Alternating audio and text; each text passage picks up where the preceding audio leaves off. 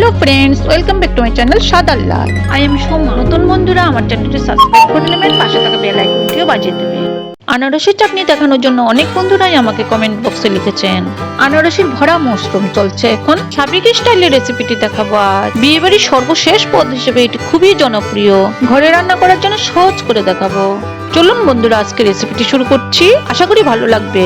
আর ভালো লাগলে একটি লাইক করতে ভুলবেন না। ঘরোয়া সাধারণ উপকরণে এই অসাধারণ রান্নাটি করব। প্রথমে একটি পাকা আনারস থেকে আনারসের পাল্প সংগ্রহ করে নিতে হবে।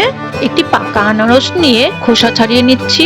যারা প্রথমবারের মতো কাটছেন তাদের জন্য বলছি, আনারসের সামনের এবং পেছনের দিকটা প্রথমেই ফেলে দেবেন।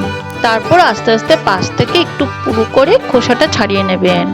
সাবেকি স্টাইলে আমি দা দিয়ে কেটে দেখাচ্ছি, আপনাদের অসুবিধা হলে ছুরি দিয়েও কাটতে পারেন। দেখে দেখে চোখগুলোকে এইভাবে ফেলে দিতে হবে। তারপর লম্বা লম্বি করে চিড়ে নিয়ে মাঝখানে শক্ত বুকটাকে এইভাবে ফেলে দিতে হবে। খুব একটা কঠিন কাজ নয় এই আনারস কাটা। আরো দুই একটি চোখ রয়ে গেছে, ফেলে দিচ্ছি। বাকি অর্ধেকটা করে এইভাবে চিড়ে নিয়ে শক্ত বুকটাকে কেটে ফেলে দিচ্ছি। এবার ছোট ছোট স্লাইস করে কেটে নিতে হবে। ব্যাস, আমাদের আনারস কাটা হয়ে গেছে। আনারসের পিসগুলোকে একটা গ্রাইন্ডিং জারে নিয়ে নিচ্ছি, গ্রাইন্ডিং করব।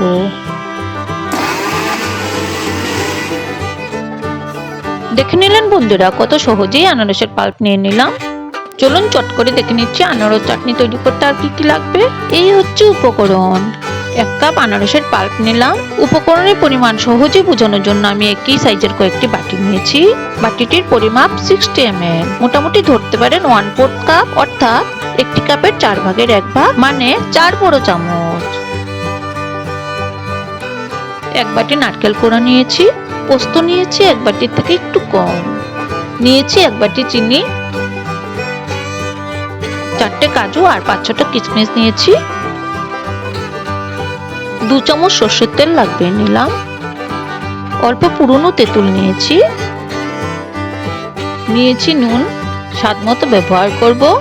সামান্য হলুদ লাগবে। 1 চামচ মিষ্টি জিরে বা মৌরি আর একটি গোটা শুকনো লঙ্কা নেবেন। পোস্তটাকে পেস্ট করে নেব। সাথে দেব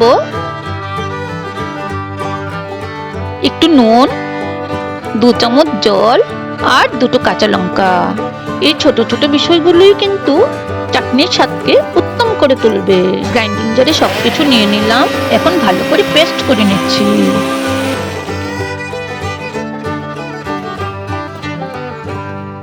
পোস্তর পেস্ট রেডি। একটি বাটিতে নিয়ে নিচ্ছি।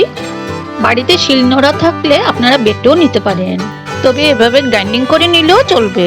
চলুন রান্নাটি শুরু করছি। মোটামুটি 8-10 মিনিট লাগবে। আমি ভিডিওতে মাত্র 2-3 মিনিটেই দেখিয়ে দিচ্ছি। উনুনে প্যানটা বসিয়ে সরষের তেলটা দিয়ে দিলাম, গরম হোক। তেলের পরিমাণ কম, তাই একটু ছড়িয়ে দিচ্ছি। তেলটা গরম হয়ে গেছে। ফোড়নের জন্য একটা গোটা শুকনো লঙ্কা দিয়ে দিলাম। হালকা নাড়িয়ে দিতে হবে। এবারে দেব মৌরি। লঙ্কা মৌরি ফোড়নে আনারস চাটনি ভালো হয়। ফোড়ন রেডি। আনারসের পাল্পটা দিচ্ছি এবার। আঁচ মাঝারি রাখবেন। 1/3 চামচ হলুদ দিচ্ছি। তারপর দেব স্বাদ মতো নুন।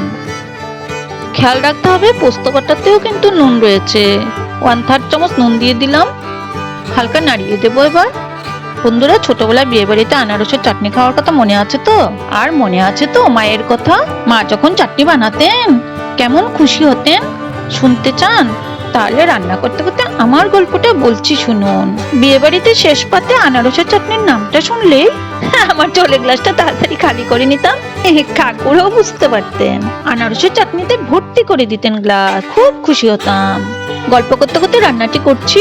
আপনারাও লিখে ফেলুন আপনাদের আনারসের চাটনির গল্প। মোস্ট ইম্পর্টেন্ট কাজগুলো এখন হবে, দেখতে থাকুন। এই পর্যায়ে দিতে হবে নারকেল কোড়া। নারকেল কোড়াটা দিয়ে দিলাম।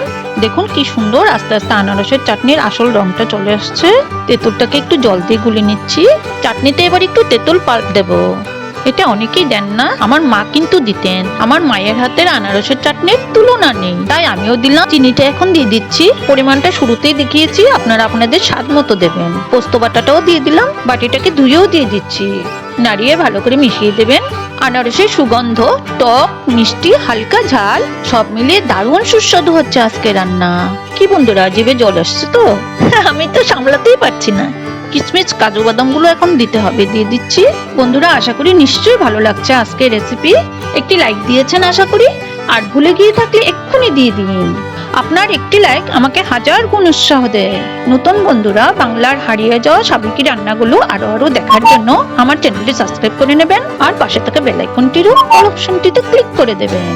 উনুনের আঁচটি এখন নিভিয়ে দেব। পুরনো বন্ধুদের ধন্যবাদ, নতুন বন্ধুদের আন্তরিক ধন্যবাদ ও স্বাগত জানাচ্ছি। ঠান্ডা হলে পরিবেশন করবেন। দেখে নিলেন সুস্বাদু সাবেকি আনারসের চাটনি। আনারস এখনো পাওয়া যাচ্ছে, একটি কিনে নিয়ে আজই ট্রাই করুন আর পরিবারের সবার সাথে এনজয় করুন। দেখবেন স্মরণীয় হয়ে থাকবে আজকের দিনটি।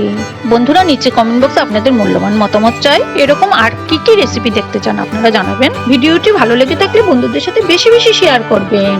বাংলার এই রান্নাগুলো আপনার হাত ধরে পৃথিবীর ঘরে ঘরে পৌঁছে যাক। পরের রেসিপির সাথে আবার দেখা হবে। সবাই ভালো থাকবেন, সুস্থ থাকবেন। ধন্যবাদ, থ্যাংক ইউ।